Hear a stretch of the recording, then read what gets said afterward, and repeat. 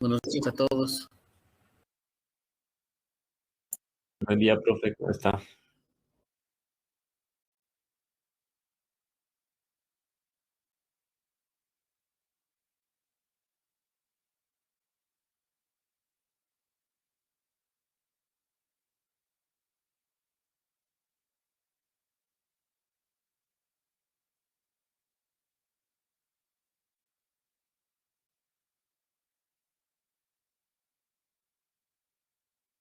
Muy bien, empecemos entonces.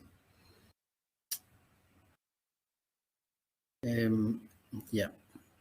Como les había indicado, esta sesión la dedicaríamos exclusivamente a hacer un repaso de lo que hemos visto hasta la entrega de su segunda práctica, porque ese es el contenido que estaría entrando al examen este lunes, en la sesión del lunes próximo, ¿no? El 4 de octubre. Así que aprovechemos el tiempo al máximo. En este momento estoy viendo la página de inicio del curso en la plataforma misma y voy a ir siguiendo la página de inicio para ir acordándome de exactamente qué hicimos. Entonces, por ejemplo, la semana 1, el tema fue, toda esa semana el tema fue esencialmente pensamiento de experimento.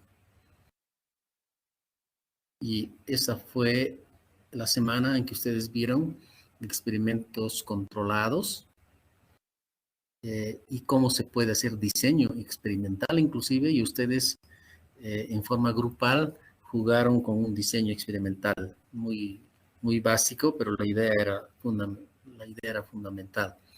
Entonces, lo que voy a hacer, empezando por esa semana, es preguntarles a ustedes qué es lo que se acuerdan de experimento controlado.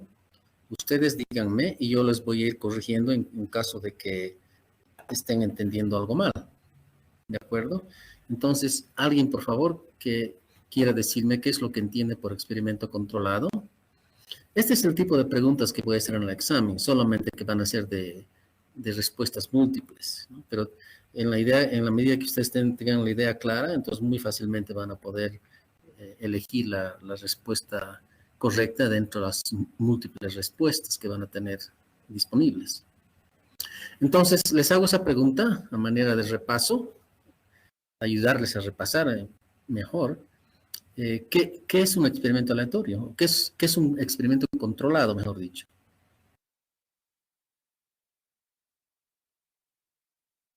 Cualquier persona.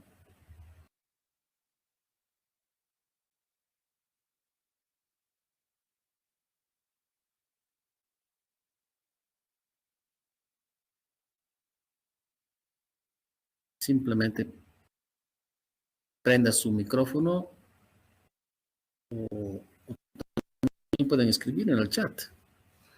¿Qué es lo que ustedes entienden por un experimento controlado?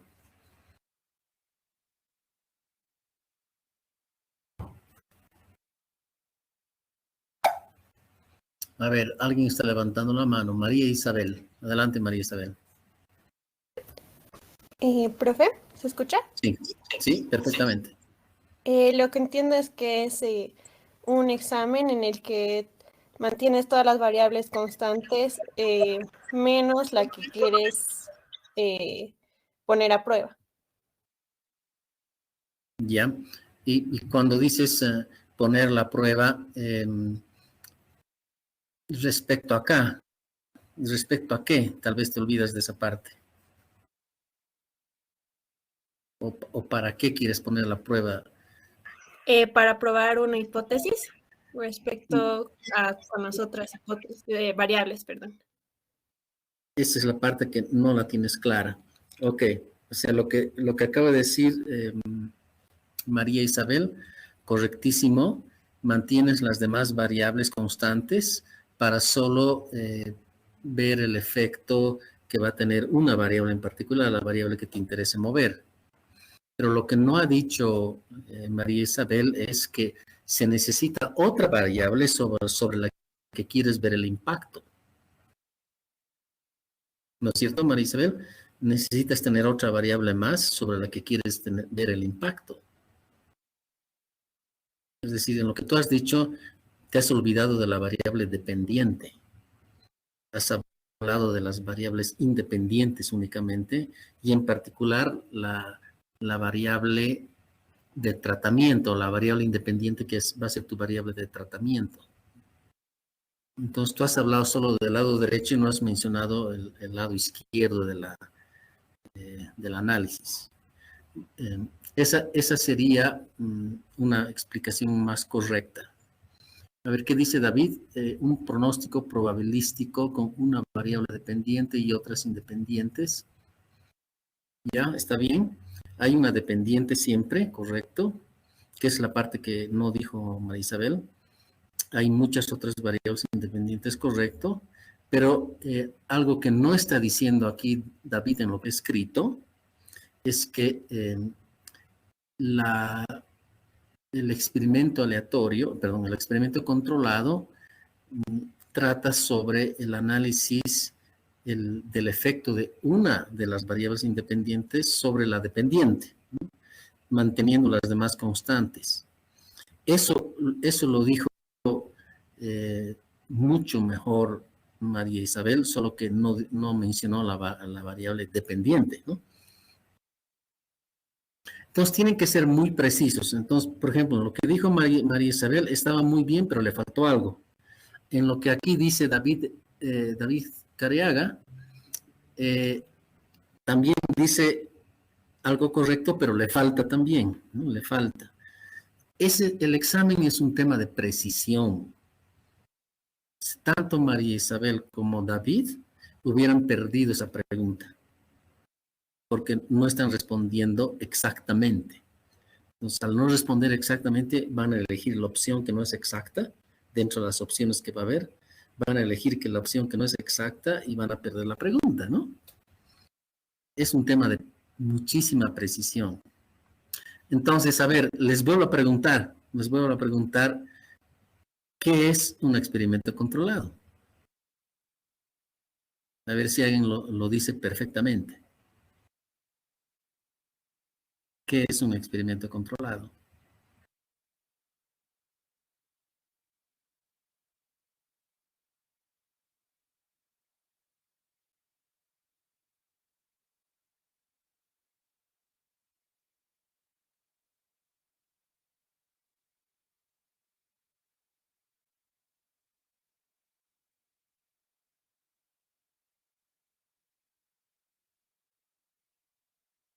Aquí David dice en efecto de una variable independiente sobre una dependiente. Ya, pero no estás... No sé si el efecto, profe. A ver, No sé. David, adelante. No sé si el efecto, no sé cuál sería la definición exacta. Ya, está bien utilizar efecto, yo prefiero impacto.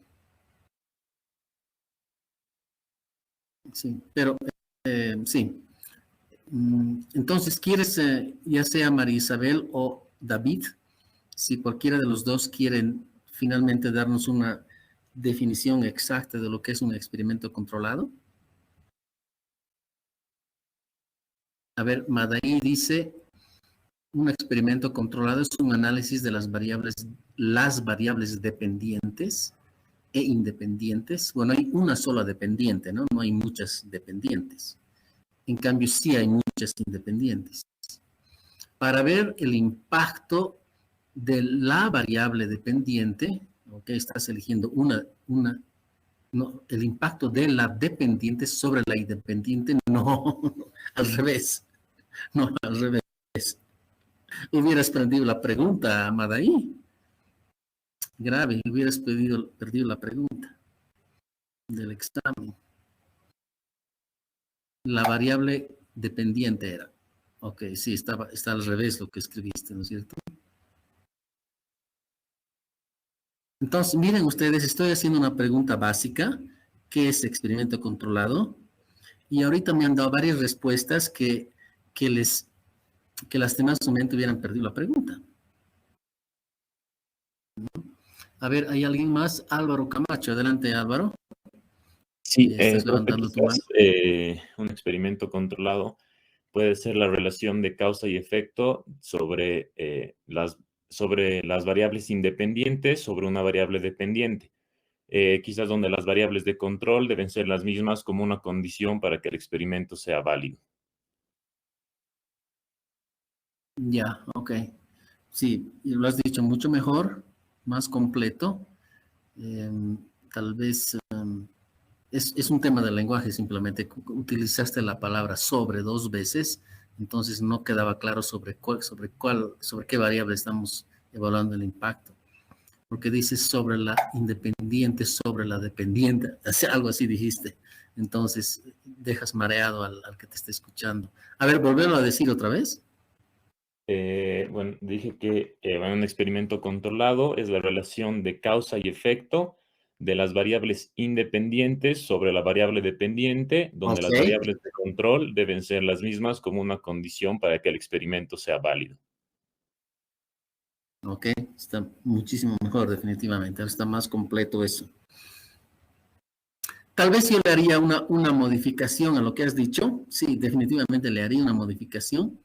Ver la relación causa-efecto de una variable independiente sobre la dependiente, manteniendo las demás independientes constantes o las demás variables de control constantes. Sí. Tal vez con esta, no sé si me has notado la diferencia, hay una pequeña diferencia que le hice y con eso quedaría perfecto. A ver, Natalia dice, un experimento controlado es una prueba en la que se mantienen todas las variables constantes, excepto la variable que se va a probar. La idea está correcta, Natalia, solamente que igual tienes problemas de precisión, porque se mantienen todas las variables constantes, pero ahí tienes que aclarar que las que se mantienen constantes son las demás variables independientes. O sea, a la variable dependiente no la mantienes constante, ¿no? Pero como dices todas las variables, entonces estás incluyendo la dependiente más. Ese sería un error. Entonces sí, tienes que aclarar ahí que cuando dices las variables constantes, no son todas las variables, sino ciertas variables, ¿no?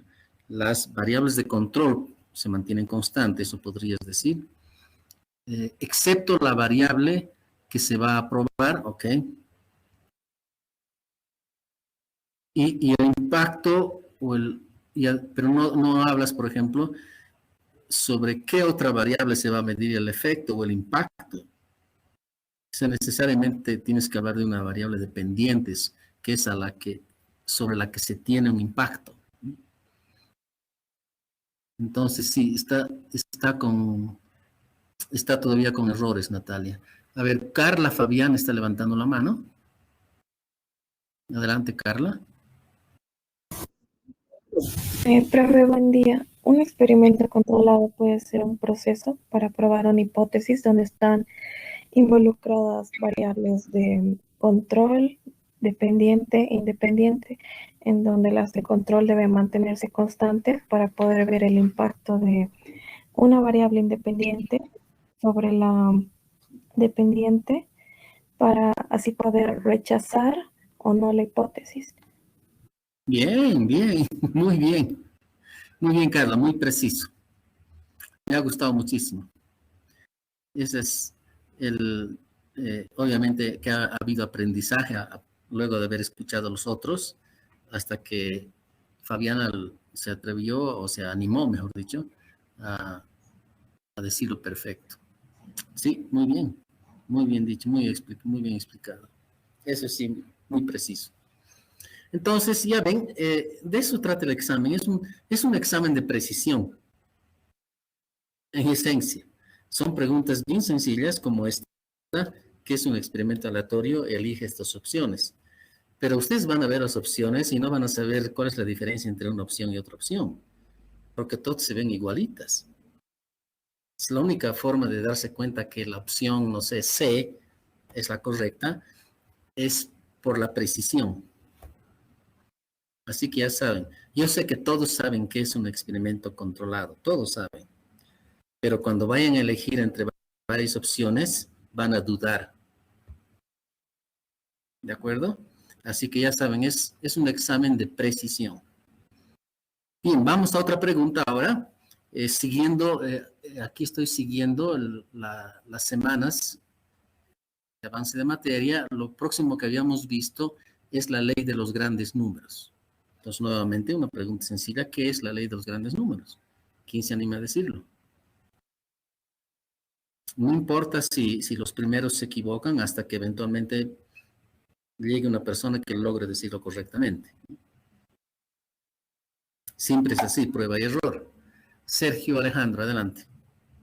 ¿Qué es la ley de los grandes números? Es una ley, no sé si decirlo matemático o estadístico, el cual dice que mientras el número de observaciones va creciendo y va tendiendo al infinito, la media muestral se va acercando cada vez a la media poblacional y la desviación estándar de la muestra cada vez se acerca también a la desviación estándar de la población. Y los valores aleatorios empiezan a tener sentido mientras más observaciones se van observando. Bien, bien. Tal vez lo único que le añadiría, porque realmente estaba muy, muy bien, muy preciso, es que estás tomando muestras de cierto tamaño. Y media de la muestra se aproxima cada vez más a la media de la población, la desviación estándar de la muestra se aproxima cada vez más a la desviación estándar de la población, exactamente como tú lo has dicho, a medida que el tamaño de la muestra va creciendo. Correcto. Bien, bienísimo. Eso ha estado mucho mejor, muy bien, a la primera, prácticamente a la primera. A ver, otra pregunta sería, siguiendo aquí el esquema de las clases, ¿qué había sido, a qué se refiere esto del teorema del límite central? ¿Qué es esto del teorema del límite central? ¿Qué quiere decir? ¿De qué se trata?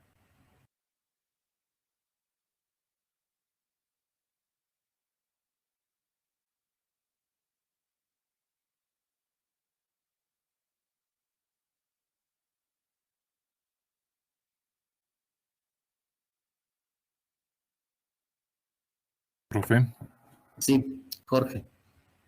el teorema del límite central habla de que no importa la distribución de partida, la distribución de las medias siempre tiende a una normal a medida que las muestras sean mayores. Bien, bien, bien. No importa la distribución de partida de los datos, ¿ok? La media, dijiste, ¿no? La media de los datos. La distribución de las medias siempre La tiende distribución de las medias, aquí está muy bien. Se a aproxima una normal a una a medida normal, que las muestras sean mayores. a medida que va creciendo el tamaño de las muestras. Bien, muy bien. Perfecto. Esa también ha sido prácticamente la primera. Bien. Yo pensé que esos conceptos iban a ser más difíciles, pero no, lo están explicando muy bien, están preparados. Después empezamos, a ver, otra vez siguiendo el esquema del curso. En las siguientes sesiones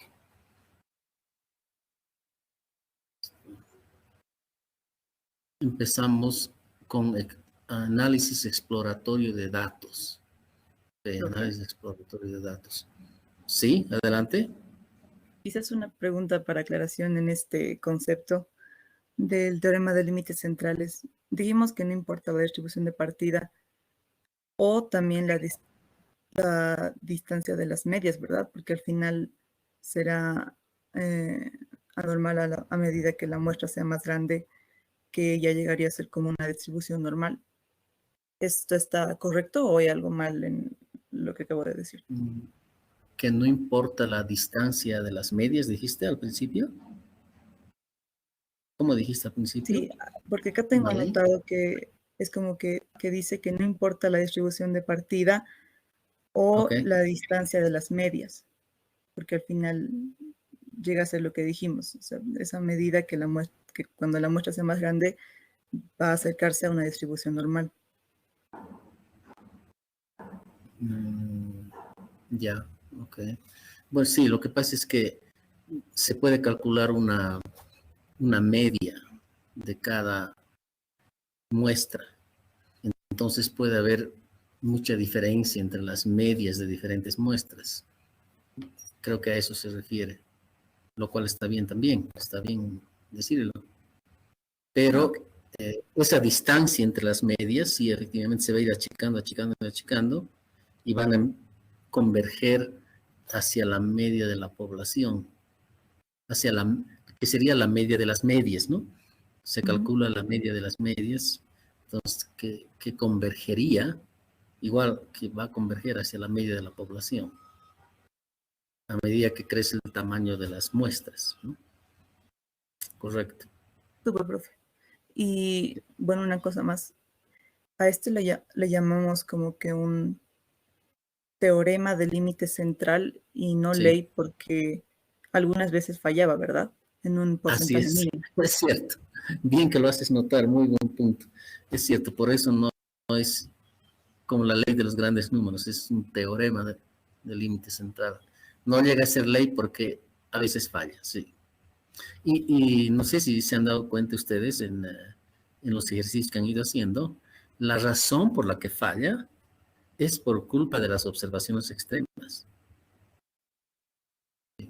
Eso es lo que hace fallar el teorema que evita que se vuelva una ley. Es el problema de las observaciones extremas. Muy bien. A ver, ¿cuál era la otra pregunta que estaba por hacer? Así, en análisis exploratorio de datos.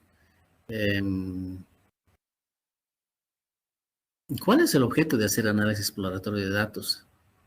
¿Por qué hacíamos eso? ¿Cuál era el objeto? Para conocer las relaciones, si son positivas o negativas y en qué direcciones van. Muy bien, David, muy bien, David. Solamente que te faltó decir variables, para ver las relaciones entre variables. Pero eso estabas pensando eso, para ver las relaciones entre variables, si qué relaciones tienen, si son positivas, negativas y además en qué dirección. O sea que estás hablando de la causalidad también. Si la causalidad va en una sola dirección o en ambas direcciones. Correcto. Algo más, pero nos puede enseñar el análisis exploratorio. Lo que acaba de decir David es la parte más importante, sin duda. Es la razón más importante por la que se hace el exploratorio. Pero hay otras razones complementarias, le llamaré, complementarias porque vale la pena hacer el análisis exploratorio. Por ejemplo, es ver si las relaciones, si esas relaciones entre variables es estrictamente lineal o tal vez es no lineal, tal vez es curvilínea, ¿no? Entonces, eso sí, a eso también nos ayuda el análisis exploratorio. Para ver la distribución de la variable dependiente, si se aproxima más o menos a una distribución normal o no. Si está muy lejos de una distribución normal, entonces podemos utilizar el Glader, por ejemplo, para ver qué transformación podríamos hacerle para que se aproxime mejor a una distribución normal. Estoy hablando de la dependiente. Entonces, esa es otra razón por la que hacemos el análisis exploratorio, para ver temas de distribución de las propias variables. Luego, es el tema de las relaciones lineales, no lineales, el tema de la distribución de la dependiente, solo es posible con variables continuas, ¿no es cierto? Álvaro, estás levantando la mano, adelante. Creo que también hacemos el análisis exploratorio para determinar hipótesis entre las variables. Muy bien, muy bien. Sí, es cierto. En realidad es lo mismo que acaba de decir David, para establecer relaciones entre variables, si son positivas, negativas, y la dirección de la causalidad. Solo que lo que tú estás diciendo es que no es solamente hacer el mapa de relaciones, ¿no? Con esas flechas, sino que cada una de esas flechas es en realidad una hipótesis. Exactamente lo que tú dices. En realidad cada una de esas flechas es una hipótesis. Exactamente. Y que se la puede escribir como una hipótesis. Pero esencialmente las hipótesis sería como el texto del mapa de relaciones. Porque el mapa de relaciones es más gráfico, ¿no? Que sería lo que dijo David. Y lo que tú estás diciendo sería el texto del mismo mapa. Eso es. ¿Qué otras cosas más podemos hacer en análisis exploratorio? Bueno, cuando las variables son discretas, ¿qué podemos hacer? ¿Qué podemos hacer en términos exploratorios cuando las variables son discretas? Que sería lo opuesto, o categóricas, ¿no? Que en realidad, categóricas es la mejor palabra, porque tienen varias categorías, ¿no? Cuando las variables son categóricas, entonces, ¿qué podemos hacer?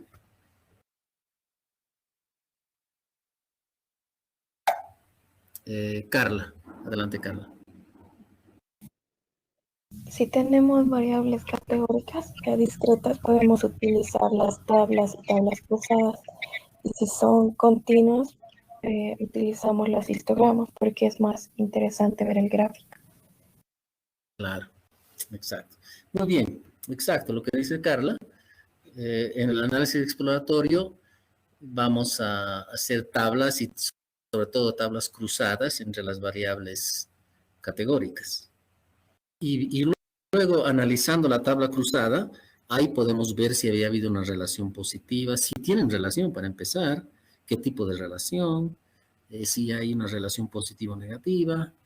Inclusive podemos especular sobre la dirección de la causalidad, porque la dirección de la causalidad es algo conceptual, algo que nosotros simplemente nos preguntamos, ¿no? Es la única forma de saber si la causalidad va en una dirección o no. Entonces, eso funciona ya sea si la variable es discreta o continua. Pero en el caso de las discretas, sí necesitamos hacer tablas por variable y tablas cruzadas para poder establecer relaciones entre variables. También pueden utilizar el comando CORE, ¿no? Que lo voy a escribir acá, C-O-E-R. El comando CORE, y escriben CORE y al lado la variable X, digamos. CORE, no pues, perdón. Está mal. CORE XY. X. Entonces me va a dar la correlación entre Y y X. Me va a calcular realmente la correlación entre Y y X. Pero sí, a ver, aquí en este caso, ¿funciona o no funciona entre categóricas? No, solamente el comando CORE es solo para variables continuas también. Sí, para variables discretas, en realidad lo único que tenemos disponibles son las tablas cruzadas. El elemento sería lo fundamental para poder descubrir qué tipo de relación se tiene entre dos variables. ¿Qué más? En cambio, en las continuas, bueno, en las discretas también se puede hacer tortas, gráfico de tortas, y también se puede hacer gráfico de barras, que creo que no hemos usado mucho eso en el curso. Más hemos utilizado la tabla cruzada directamente. Pero sí, las variables continuas, es muy bonito ver el scatter plot con el comando scatter. Se puede ver ahí scatter con lfit, ¿no es cierto? Para ver la relación exacta entre variables. Y también el comando hist para ver el histograma de las variables. O sea que visualmente es mucho más educativo que simplemente mirando los números, ¿no? Correcto. Entonces, como dijeron ustedes, el objetivo fundamental del análisis exploratorio es establecer relaciones, descubrir las relaciones entre las variables si son relaciones positivas o negativas, y además si la causalidad va en una dirección o en ambas direcciones. Complementariamente, también nos interesa saber si esas relaciones son lineales o no lineales. También nos interesa saber si las variables, las continuas, si tienen, sobre todo la dependiente, si tiene una distribución aproximadamente normal o se necesita transformarla antes de hacer regresiones. Los mismos gráficos de puntos, con scatter plot, por ejemplo, y en algunos casos las tablas cruzadas, nos pueden ayudar a identificar observaciones extremas. En el scatter plot, un punto que está muy lejos de los demás, esa sería una indicación de que hay observación extrema en la base de datos, hay una observación extrema, o tal vez pueden ser 2, 3 puntos, no solamente uno, puede haber 2, 3 puntos que están muy lejos de los demás en el scatter plot. Entonces, esa ya sería una indicación de que hay observaciones extremas en los datos y vamos a tener que enfrentar ese problema. Así que ya antes de hacer las regresiones, ustedes pueden ver si van a tener, pueden descubrir si van a tener problemas de observaciones extremas, pueden descubrir si van a tener problemas de no linealidad. Y ya saben ustedes, en la etapa de diagnósticos, si hay problemas de observaciones extremas, no van a poder pasar la prueba de normalidad. Y si las relaciones son no lineales, no van a poder pasar el G-test más adelante.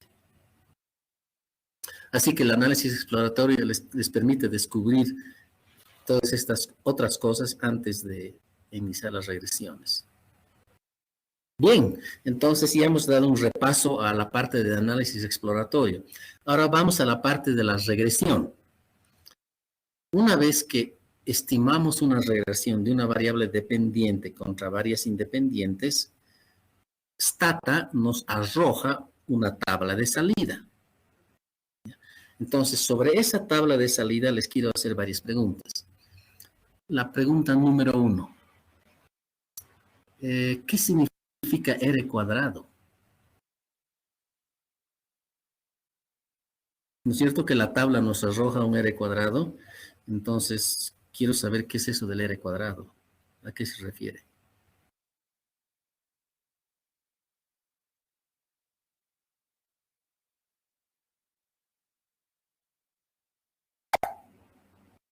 Carla, adelante.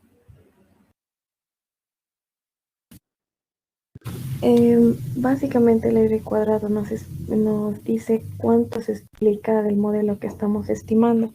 Mientras más alto nos está diciendo que las variables que hemos tomado están explicando, o sea, el resultado. Ay, ya me confundí. O sea, cuánto está explicado las variables que utilizamos. ¿Cómo lo dijiste? A ver otra vez.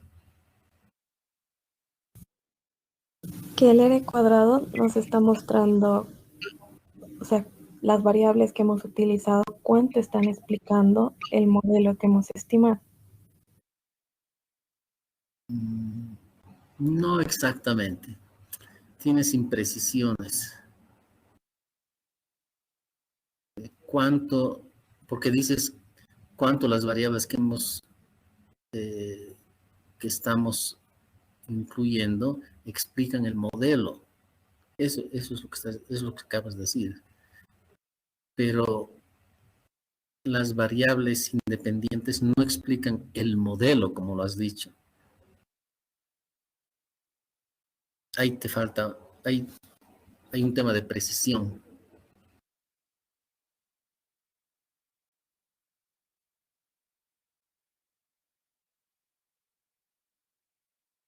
A ver, pensalo otra vez, o otra persona también. ¿Qué significa exactamente R cuadrado? O sea, lo que dijo Carla no está mal, es solamente un tema de precisión. Y como les he dicho, ya les he adelantado, el examen es básicamente un examen de precisión.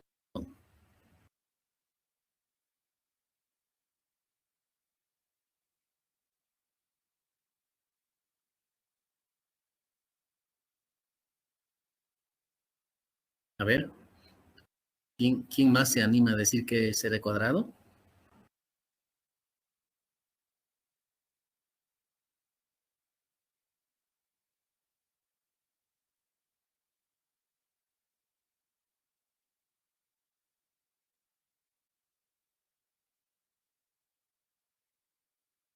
Pamela creo que está escribiendo algo, pero no logra escribir.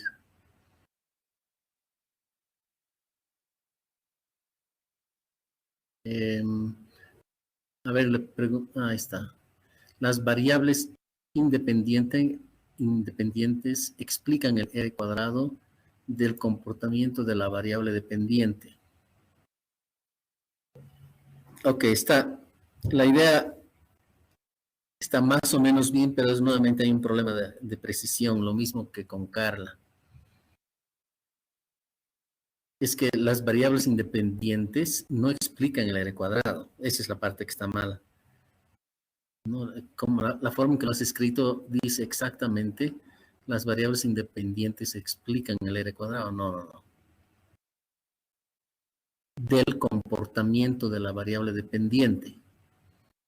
Es verdad que las independientes explican el comportamiento de la dependiente. Eso tú lo has dicho mejor, Pamela, que lo que dijo Carla, porque Carla habló de que explican el modelo, ¿no? Carla dijo, explican el modelo. No explican el modelo, explican la dependiente. Entonces, Pamela, eso lo ha dicho mejor, las independientes explican la dependiente. Pero todavía falta que alguien diga qué es exactamente el R cuadrado. Están por ahí cerquita, pero les está fallando todavía. A ver, Carla dice las variables independientes significativas. ¿Ok? Es cierto que las significativas son las que van a tener mucho más peso en el R cuadrado, es cierto.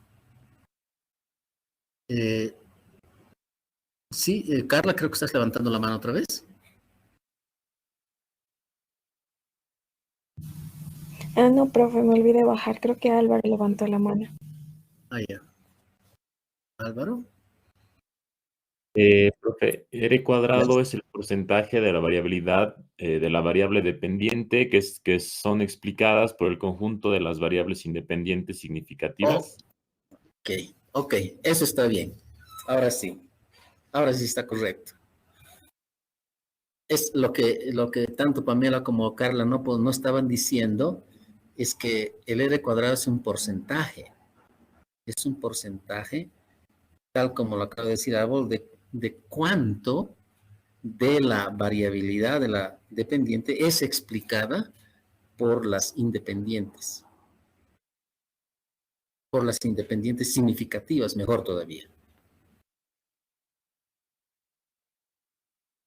¿Qué proporción del comportamiento de la variable dependiente es explicada por las variables independientes?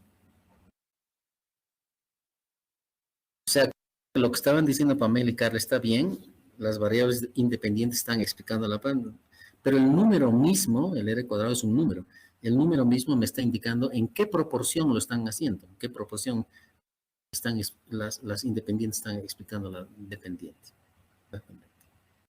Entonces, como ven, es un tema de precisión.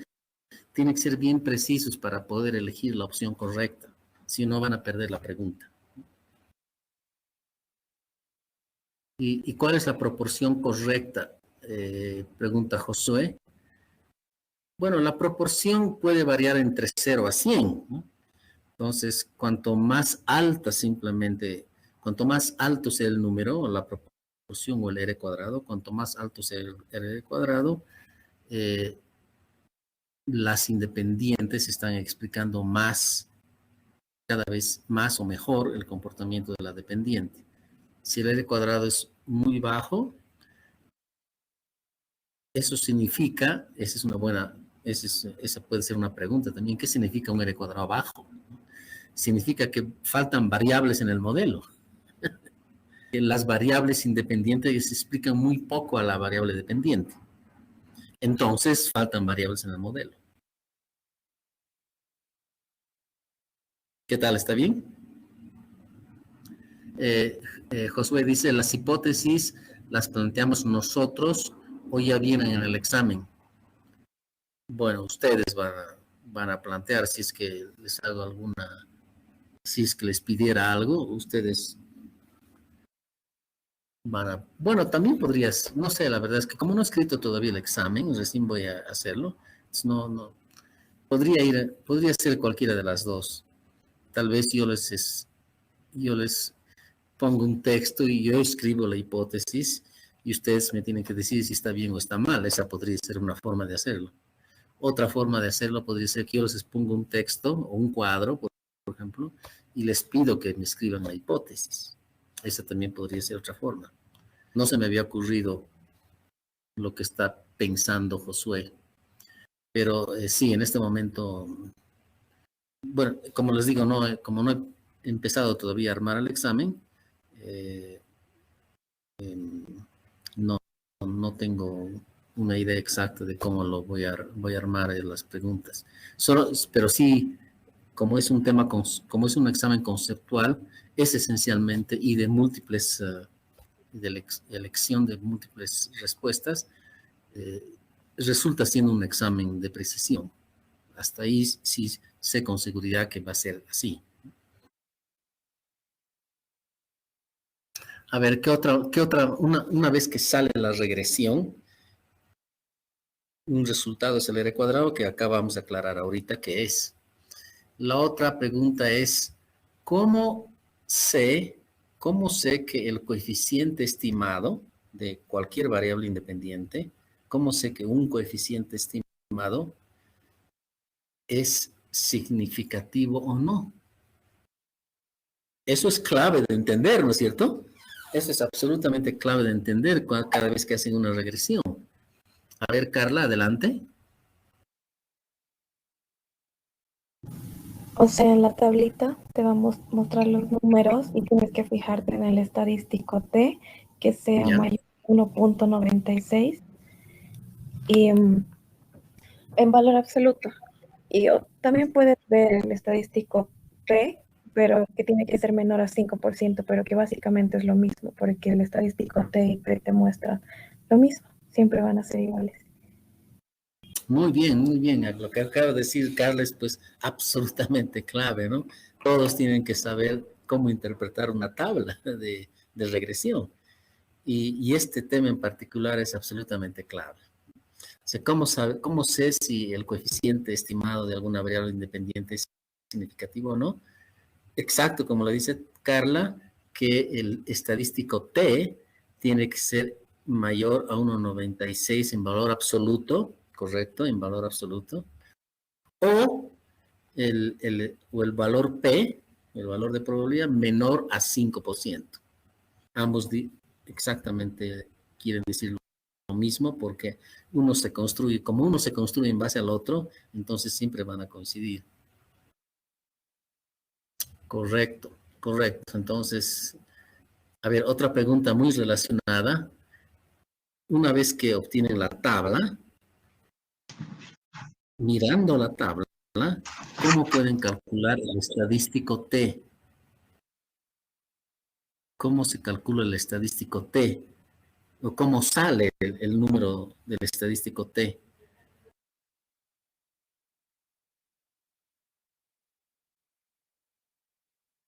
A ver, Josué dice, y si mi hipótesis es que todas las pruebas van a fallar por los datos proporcionados. Ya, es claro, en términos de precisión, tendrías que expresar, entre comillas, la palabra fallar que estás utilizando. La palabra fallar, ¿cómo se va a expresar en número? Por ejemplo, que sea igual a 0, que el número sea igual a 0, eso implica que la variable, el coeficiente estimado o la variable misma no es significativa. No sé si eso estás entendiendo por fallar, que no va a salir significativa, que su coeficiente es estadísticamente igual a 0. A ver, Carla, adelante. La profe del estadístico T me acuerdo que era la media menos la media de la población entre el error estándar. Ya, muy bien, muy bien. Lo que acaba de decir Carla es correctísimo. De hecho, estaba en el Excel en el que les mostraba el teorema del límite central, ¿no? La media, ¿cómo le dijiste otra vez, Carla? La media menos la media de la población. Ok, Entre- sobre el error estándar, correcto.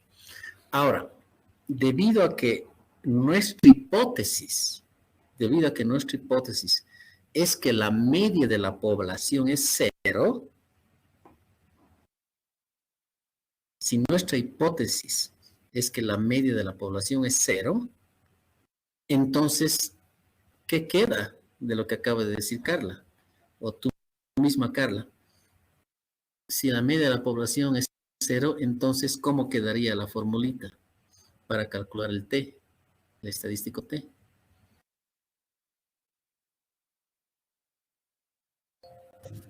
La media entre el error estándar. Correctísimo. La media entre corrección. Y cuando ustedes ven la tablita de salida, el coeficiente estimado, el numerito que sale de coeficiente estimado, a eso se refiere, ese es el coeficiente medio, porque hay muchos coeficientes posibles, pero la media del coeficiente es el número que sale en la tabla. Si eso lo dividen sobre el número que está al lado, que es el error estándar, eso te da el T estadístico, que es el tercer número de la tabla. Nos dividen el primer número sobre el segundo número y les da el tercer número. Dividen el coeficiente sobre el error estándar y le da el T estadístico. ¿Y qué es lo que está pasando? Exactamente lo que ha dicho Carla. Están dividiendo el coeficiente promedio sobre el error estándar, suponiendo que la media de la población es 0. La hipótesis es que la media de la población es 0. Correcto. Y si se rechaza, perdón un momentito.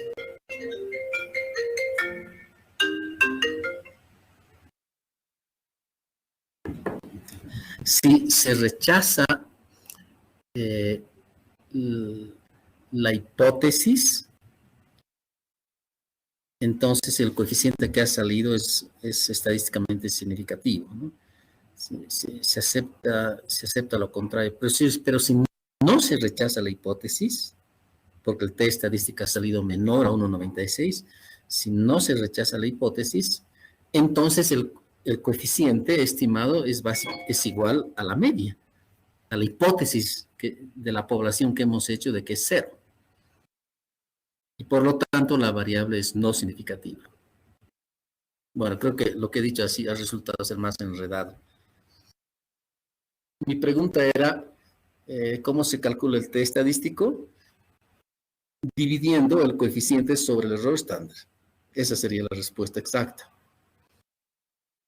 Pero lo que dijo Carla complementa muy bien a la idea, porque implícitamente se está haciendo el supuesto de que la media de la población es 0.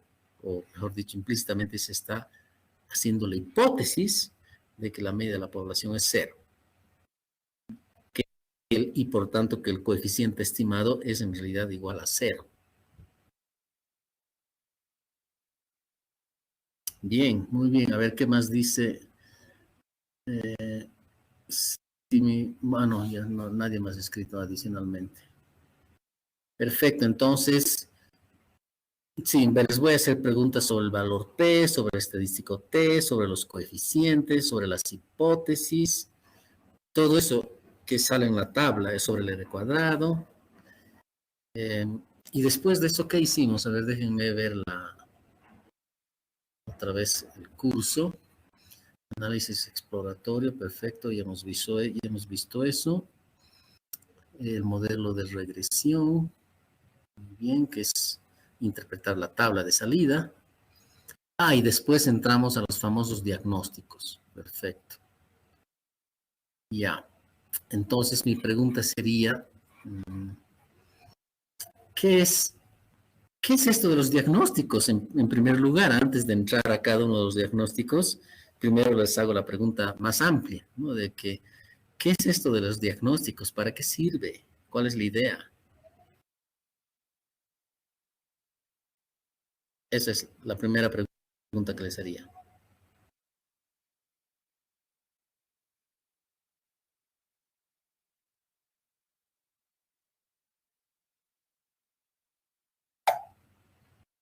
Álvaro, adelante. Sí, profe, quizás los diagnósticos son, cada vez que nosotros estimamos una regresión, los diagnósticos son utilizados para verificar la calidad de nuestra regresión y de nuestro modelo. Muy bien. Ese es esencialmente el objetivo. No hay mucho donde perderse, ¿no es cierto? Es para verificar la calidad de la regresión estimada. Si pasa todas las pruebas, si pasa todos los diagnósticos, entonces tenemos una regresión de calidad. Si fallen todas, sería una regresión de muy mala calidad. Si pasa todas las pruebas excepto una, entonces sigue con problemas de calidad, pero por lo menos no es tan extrema de que falle todo, ¿no? Pero basta con que falle una para que los resultados estén en cuestionamiento, para que los resultados estén en duda. Y ese es el problema, ¿sí? O sea que está bien lo que dice Álvaro, que es para ver la calidad de nuestra regresión. Ahora, la primera pregunta sobre este tema sería, uno de los comandos que ustedes utilizan para uno de los diagnósticos es el comando SK-test. Lo voy a escribir en el chat. SK-test. ¿Qué hace ese comando? ¿Qué hace ese comando? ¿Para qué sirve? ¿Lo que produce? ¿Cómo se interpreta? ¿Qué tiene que ver este comando y lo que produce con calidad de la regresión? A ver, explíqueme eso. ¿Tú estás levantando tu mano otra vez, Álvaro? ¿O se quedó simplemente? Se quedó, pero quisiera intentar responder igual, profe. Ok, adelante. El SK-test es un test formal para poder verificar si los residuos tienen una distribución aproximadamente normal, que se conoce como el test Harke-Vera. Muy bien. Muy bien, ok. Algo más que nos puedas decir, por ejemplo, ¿cómo podemos saber si nuestros residuos tienen una distribución normal exactamente? Otra forma es de preguntar lo mismo, es cómo funciona el test Harke-Vera. Que nuestra hipótesis es que nuestra variable analizada, el res que creamos, tiene una distribución normal. Se rechaza si la hipótesis tiene un valor menor o igual al 5%, y los residuos... No se la hipótesis, si el valor P o la probabilidad. Sí. Y tenemos que verificar el sesgo y la kurtosis. Si la kurtosis es igual a 3, es cuando las colas de la campana de nuestro modelo a la derecha y a la izquierda son simétricas. Y el sesgo de 0 es que en el gráfico de la campana es que quiere decir que a la derecha y a la izquierda hay un 50% igual a cada lado. Si una kurtosis es mayor a 4, quiere decir que es muy alta. Y si el sesgo es mayor a 0,50 es porque también tiene un sesgo muy alto. Y nunca se puede llegar tampoco a una kurtosis ni a un sesgo perfecto, pero sí se puede acercar al 4 o menor al 0,50. Muy bien, muy completo. Realmente tiene varias cosas, ¿no es cierto? Varios elementos, pero es muy completo lo que ha dicho Álvaro, ¿no es cierto? Que sí. Primero el tema tal vez separándolo un poquito, el tema de la distribución normal, ¿no? Una distribución normal perfecta tiene un sesgo de 0 y una kurtosis de 3. Pero esa es una normal perfecta. Y los residuos que vamos a obtener en nuestras regresiones nunca van a tener una distribución normal perfecta. Solo se van a aproximar. Ok, así que esa idea estaba muy bien. ¿Cómo sabemos si la aproximación es buena? Si tenemos una buena aproximación a una distribución normal. Perfecto, eso también lo ha dicho Álvaro, ¿no? Es que el sesgo tiene que ser menor a 0,5% en valor absoluto, ¿sí? Y que la kurtosis en realidad está en el rango de 2 a 4. Si el 3 es perfecto, puede ser un punto hacia arriba o un punto hacia abajo. Entonces sería entre 2 a 4, ¿no? Si la kurtosis cae en el rango de 2 a 4, entonces tienen una buena aproximación. Pero si sale de ese margen, de más de 4 o menos de 2, entonces sí, ya tienen problemas de aproximación, ya no es una buena aproximación. Luego sobre el test mismo, que es el SK-test, que es el test desarrollado por Jarque y Vera, tiene una hipótesis, como lo dijo exactamente, la hipótesis es que los residuos tienen distribución normal. Esa es la hipótesis, que sí tienen distribución normal. Y esa hipótesis se rechaza si la probabilidad o el valor P, ¿no? Si el valor de probabilidad sale menor a 5%. Pero esa hipótesis no se rechaza si el valor de la probabilidad es mayor más bien a 5%. Correctísimo. Con eso queda muy claro el SK-test, el tema de la distribución normal, los rangos aceptables, muy claro. Con todo lo que acabamos de decir, todo eso queda muy claro. Sigamos con los diagnósticos. Otra pregunta sería, ¿qué es esto del BIF? ¿Qué es esto del BIF? ¿Para qué sirve? ¿Cómo funciona? ¿Qué es lo del BIF?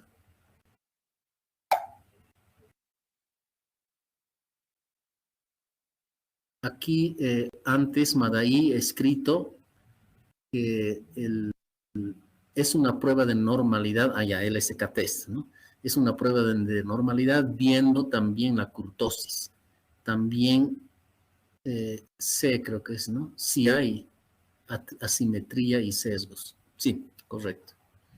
¿Cuánto nos alejamos de una distribución normal, no? Correctamente. Sí, la asimetría perfecta significa que 50% de la distribución está a un lado y 50% de la distribución al otro lado. Esa es asimetría. Y kurtosis es si las colas de la distribución, ¿no? Las colas de la campana, si están muy alargadas, sí están muy alargadas, ¿no? En ese caso la kurtosis va a salir muy alta. Correcto.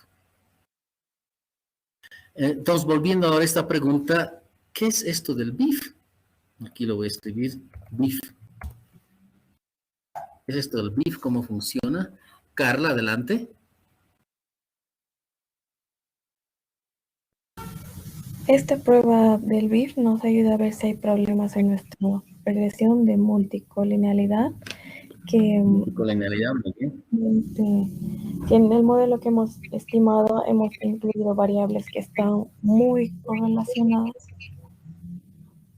Muy bien. Pero ¿a qué variables te refieres exactamente?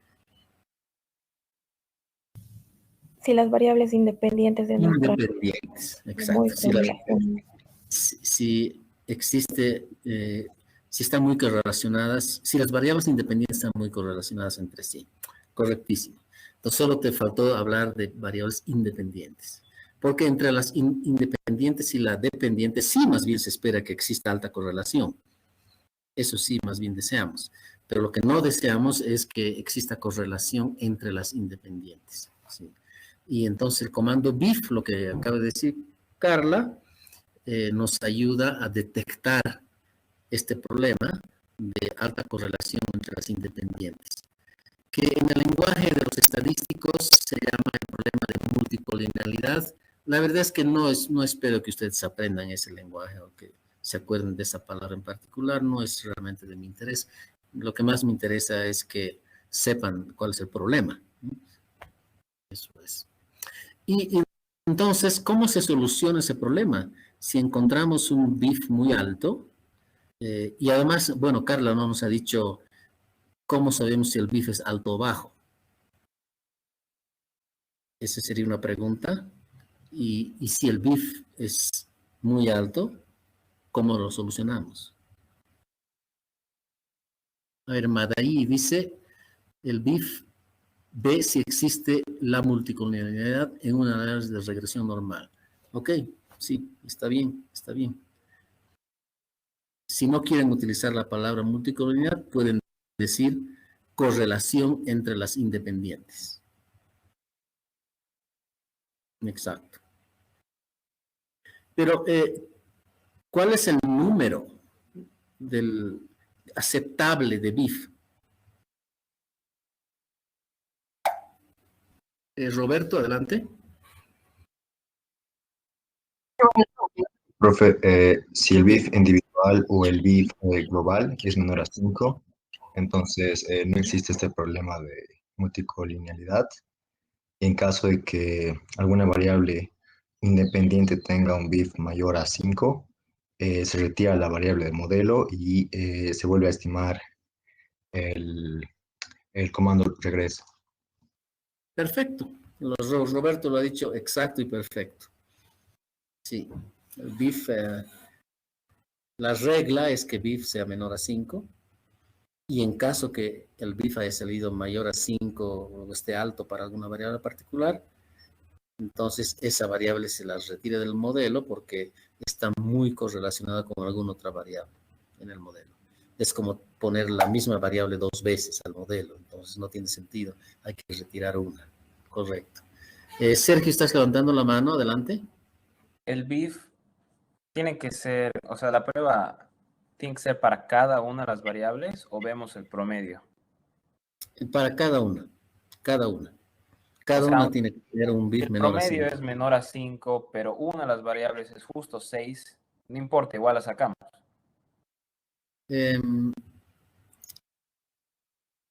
Lo que pasa es que 6 es muy cerca a 5, a veces... digamos 10 entonces. Digamos 10, sí. Sí. Aunque el promedio sea menor a 5. Aunque el BIF global te haya salido menor a 5, porque el BIF individual te ha salido 10, es mejor que saques esa variable, sí. Perfecto, gracias, profe. Bien, entonces hemos aclarado el tema del BIF. Adelante, Carla. Profe, una pregunta relacionada a lo de Sergio. Y lo que hicimos en la anterior clase, o sea, si encontramos que una tiene un BIF muy alto, ¿no podemos crear también una variable multiplicativa para evitar este problema en vez de sacarla? Oh, sí. Lo que Carla está diciendo es muy importante, por supuesto. Claro, en vez de sacarla, lo que podemos hacer es crear una variable multiplicativa, porque seguramente ya en la etapa exploratoria encontramos que había correlación entre dos independientes, ¿no? Entonces, por esa razón, está saliendo el BIF alto, porque estaban correlacionadas ya en el análisis exploratorio. Así que tiene sentido crear más bien una nueva variable que capture la influencia entre estas variables independientes. ¿Sí? Correcto. Y al crear la variable multiplicativa, sí, con mayor razón vamos a tener un BIF alto en esa nueva variable, porque estaríamos introduciendo estas variables 2 veces en la regresión. Pero como las estamos creando artificialmente, sí se acepta que puedan quedarse en el modelo. Correcto. Y además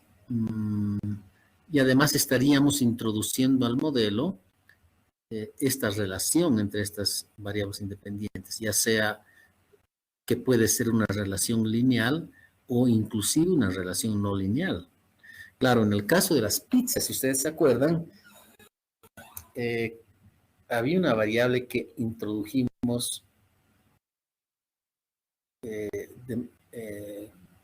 no lineal, ¿no? Había una relación no lineal, no me acuerdo cuál era. Consumo de pizza. Y creo que era la edad de las personas, que había una correlación entre esas variables. El gasto en pizza, ¿no? El gasto en pizza y la edad de las personas. Sí. Que estaban correlacionadas entre sí, entonces valía la pena crear una multiplicativa, ¿no? Y además, la relación entre el gasto en pizza y la dependiente, que era la cantidad de pizzas que uno consumía, tenían una relación no lineal, y por esa razón introdujimos gasto al cuadrado, ¿no? Sí. Entonces, todos estos temas son importantes. Se puede, por tanto, aceptar un BIF mayor a 5 en el caso en que nosotros hayamos creado una nueva variable multiplicativa para capturar la relación entre dos variables independientes. Muy bien. Así que lo que dijo Carla nos hace recuerdo de ese otro tema. Bien, entonces con eso ya tenemos un buen panorama de qué es el famoso BIF. Ahora veamos el último que nos falta, que es G-test. G-test, ¿qué hace el G-test? ¿Para qué sirve? ¿Qué significa? ¿En qué nos ayuda? ¿Qué problema identifica? ¿Cómo se resuelve el problema que G-test identifica? ¿Qué hipótesis hay detrás del G-test? A ver, ¿quién se anima a explicar G-test?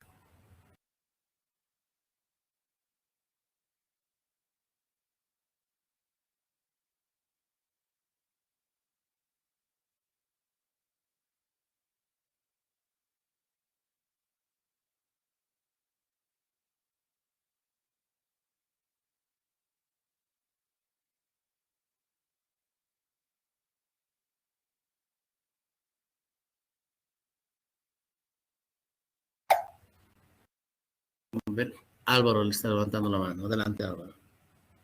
Ya, profe, el G-test es cuando los residuos no tienen varianza constante. Esto quiere decir que son muy volátiles y eso perjudicaría la calidad de nuestra regresión.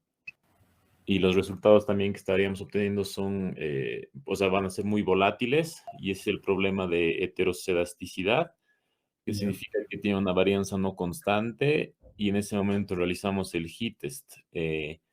Tenemos una hipótesis, y es que si el valor P es menor a 5, rechazamos la hipótesis de que la varianza es constante. Y si es mayor a 5, no la podemos rechazar. ¿Y qué hacemos o cómo corregimos el problema si tenemos este problema de las varianzas no constantes? Es que tenemos que reestimar el modelo, pero incluyendo en la regresión el BCE Robust para poder pasar esta prueba. Bien, muy bien lo ha dicho Álvaro. Muy, muy preciso en todo lo que ha dicho Álvaro. Excelente, excelente. Correctísimo. Entonces, simplemente repasando lo que acaba de decir Álvaro, hay una hipótesis, efectivamente, que es que la varianza de los residuos es constante. Esa es la hipótesis de la prueba. La varianza de los residuos es constante. Se rechaza la hipótesis si nos ha salido un valor de probabilidad menor a 5%. Como de costumbre, todas las pruebas estadísticas funcionan de esa manera. Siempre se rechaza la hipótesis si el valor de probabilidad es menor a 5%. Lo que hay que acordarse es cuál es la hipótesis que estamos rechazando. Y en este caso, la hipótesis es que la varianza de los residuos es constante. Es lo que se desea que sean. ¿Y cuál es el problema? ¿Cuál es el problema de que no sean constantes? Que no sean constantes. Lo que indica Álvaro, de que cuando la varianza de los residuos no es constante, entonces los residuos son muy volátiles. Tienen mucha variabilidad, son muy volátiles. Y pueden tener formas diferentes de volatilidad. Pero independiente de las formas de volatilidad, el hecho es que son muy volátiles, inestables, y eso perjudica toda la regresión. Y en caso de que se tenga ese problema, una forma de solucionarlo es reestimando la regresión, incluyendo el comando BCE Robust, que lo que hace es recalcular los errores estándar de la regresión, que es la segunda columna de la tabla que sale, ¿no? Recalcula los errores estándar de la regresión, tomando en cuenta esa variabilidad más amplia de los residuos, de esa volatilidad de los residuos. Otra forma de solucionar este problema es también transformando variables. Sobre todo en caso de que exista relación no lineal entre la dependiente y un independiente, puede surgir el problema de varianza no constante. Entonces, para solucionar ese problema, habría que incluir en la regresión una variable no lineal para capturar las no linealidades, ¿no? Exactamente. O sea, o también transformaciones. Puede ser un tema de transformaciones. Por esa razón, en la parte exploratoria, ya se pueden detectar estos temas y ya se pueden hacer transformaciones antes de hacer las regresiones. Y de esa manera se puede evitar que surja el problema de heterocedasticidad o su significado, que es varianza no constante. Eso es, correcto. Entonces, con eso hemos abarcado los diagnósticos. O sea, ustedes saben explicar qué significan los diagnósticos, para qué sirven, saben explicar cada uno de los tests, saben explicar SK-test, BIF, G-test,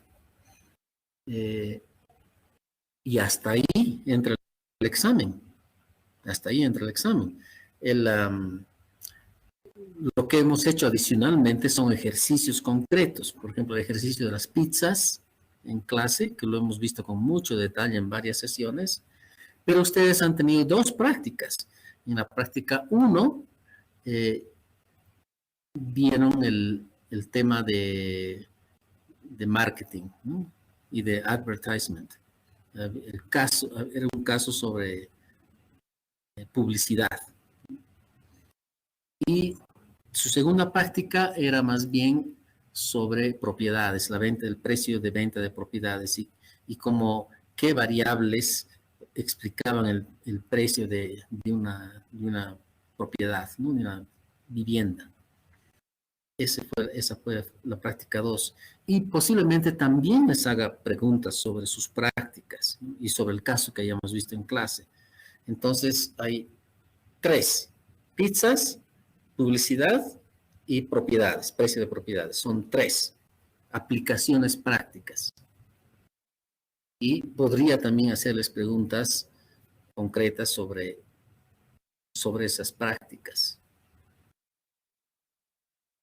Pero que son fáciles de responder, porque si ustedes entienden todos estos conceptos que acabamos de repasar ahora, entonces es simplemente aplicar esos mismos conceptos a una práctica. Claro que yo no les voy a preguntar cuál fue el coeficiente estimado de la variable independiente tal. No les voy a hacer preguntas de ese tipo, por supuesto, ¿no? Tal vez podría preguntarles, el coeficiente estimado de la variable publicidad fue tantos, ¿cómo se interpreta? Eso, algo así podría ser una pregunta. Como les digo, no he preparado todavía el examen, recién lo voy a hacer. Pero podría ser una pregunta muy concreta de ese tipo, ¿no? En base a una tabla de salida de uno de los casos de estudio. ¿De acuerdo? Bien, hemos terminado el repaso. No sé si alguno de ustedes quiere hacer alguna pregunta. Como ya les había adelantado también, la parte del método de variables instrumentales no va a entrar en este primer examen parcial. Así que hemos repasado hasta donde sí va a entrar. ¿Preguntas, por favor, o algún otro comentario que quieran hacer? Carla, adelante. Profe, tengo una duda respecto a lo que estábamos hablando. Cuando utilizamos el comando BC Robust, de hecho me pasó, he utilizado eso en una práctica, y como Ya. estamos viendo los errores, cambian los valores de T y P. Entonces puede afectar la significancia, puede ser que una variable Sí. ya no sea significativa. Y esa era mi pregunta. En mi caso no me ha pasado, pero si digamos una variable deja de ser significativa, ¿tengo que volver a estimar todo y volver a hacer todos los test? Sí, exactamente. Sí. Entonces, por ejemplo, si con SK-test llegaste a la conclusión de que tenías que eliminar una observación extrema, lo que haces es eliminar esa observación extrema, ¿no? Eliminas la observación extrema y tienes que reestimar el modelo sin esa observación. Una vez que lo reestimas, tienes que volver a hacer todos los tests, SK-test, BIF, G-test, con la nueva regresión sin esa observación extrema. En el caso de BIF, si BIF identifica que tienes en el modelo una variable muy correlacionada con otra y que tienes que retirarla, eso haces, vas y retiras esa variable del modelo. Pero entonces tienes que reestimar el modelo, porque ahora hay una variable independiente menos. Entonces, sacas esa variable independiente del modelo, reestimas el modelo y tienes que volver a hacer el SK-test, el BIF y el G-test del nuevo modelo estimado. Y lo mismo con el comando G-test, porque G-test te puede decir que sí tienes un problema de varianza no constante. Entonces tú vas, lo corriges con BCE Robust y eso te va a cambiar los errores estándar y por lo tanto te va a cambiar el test estadístico. Y puede ser que cuando te cambie el test estadístico, una variable independiente dejó de ser significativa, por ejemplo. Dejó de ser significativa y tienes que retirarla del modelo. Entonces, reestimas el modelo y vuelves a hacer las pruebas. SK-test, BIF y G-test. Sí. Aunque no hayas retirado una variable del modelo, por el solo hecho de que has utilizado el comando BCE Robust y ya se han modificado los, ¿cómo se llama? No es necesario. Una vez que tú has incluido BCE Robust, te modifica efectivamente los errores estándar y los test estadísticos y ahí terminaste. A no ser que te ocurra lo que acabas de decir, que al cambiarse uno de los test estadísticos, tengas que también que retirar una variable explicativa o una variable independiente porque perdió significancia. Solo en ese caso vuelves a reestimar el modelo, ¿sí? Sergio, ¿estás levantando la mano? Profe, siempre cuando es menos a 1,96 la sacamos porque no es significativa, ¿no es cierto? Sí. En el caso de que la constante salga menos a 1,96, ¿no se le hace nada o le ponemos 0 y no hay constante? Ya. Sí. Bueno, en realidad la constante no es significativa si su test estadístico, por supuesto, es menor a 1,96, su coeficiente es en realidad igual a 0, pero la constante tiene un rol adicional en las regresiones y es la razón por la que normalmente nunca la retiramos, aunque no sea significativa, siempre la dejamos. ¿Y cuál es ese su otro rol? Es que ayuda a dar estabilidad a una regresión. le da estabilidad a una regresión. A veces, no siempre, a veces cuando se retira la constante, la regresión puede cambiar demasiado. Puede generar resultados demasiado diferentes a que cuando tenía la constante. Entonces, al final no sabes si debiste haberla retirado o no. Significa que la constante le está dando estabilidad a la regresión y a los coeficientes estimados. Entonces, debido a ese rol que tiene de dar estabilidad a una regresión, es que normalmente dejamos la constante, aunque no sea significativa. Mejor la dejamos. Pero sí, su interpretación sería que como no es significativa, en realidad su valor es 0. Pero han visto ustedes que cuando hicimos, por ejemplo, las regresiones, estas últimas recientes sobre el mercado de las trufas, inclusive para reproducir en Excel la cantidad, cuando generábamos una variable, cuando queríamos calcular, por ejemplo, la cantidad demandada o la cantidad ofertada, generábamos una nueva variable, ¿se acuerdan? En ese cálculo yo incluía la constante, aunque no fuera significativa, la incluía. Entonces parecería una contradicción, ¿no es cierto? Porque si no es significativa, ¿por qué he incluido el valor de la constante? Debería ser 0. La incluía. Y es nuevamente este problema de que como con ese valor, aunque no sea 0, como con ese valor la regresión es estable, entonces es mejor incluir ese valor también. Entonces ahí hay un entendimiento medio no completamente preciso, medio contradictorio, ¿no? Medio inconsistente. Pero esa inconsistencia, en realidad todo el mundo la respeta por ese otro rol que tiene la constante en una regresión, de darle estabilidad a la regresión. Que no siempre retirarla va a generar inestabilidad. ¿A qué me refiero con estabilidad e inestabilidad? A que si ustedes sacan la constante de la regresión porque no es significativa, si los demás coeficientes de la regresión se mantienen sin variación, entonces ya tenían una regresión estable con o sin la constante. Pero con mucha frecuencia, si ustedes retiran la constante, de repente cambia toda la regresión. Entonces es muy inestable. Ese es el tema. Solo por esa razón es mejor dejar la constante y respetar su valor, aunque sea inconsistente con lo que hacemos con las demás variables, solo por el rol que tiene de dar estabilidad a una regresión. Eso es.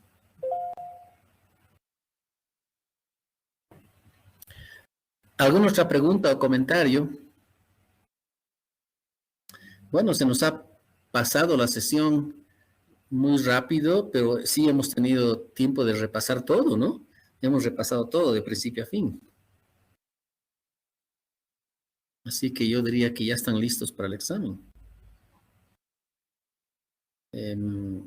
Tal vez lo único que podrían hacer en estos días es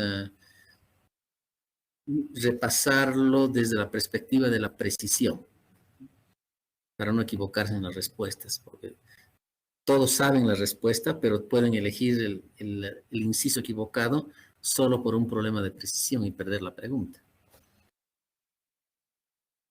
Tal vez por eso vale la pena que repasen y escriban inclusive el concepto exacto, y con eso van a estar muy bien para el examen.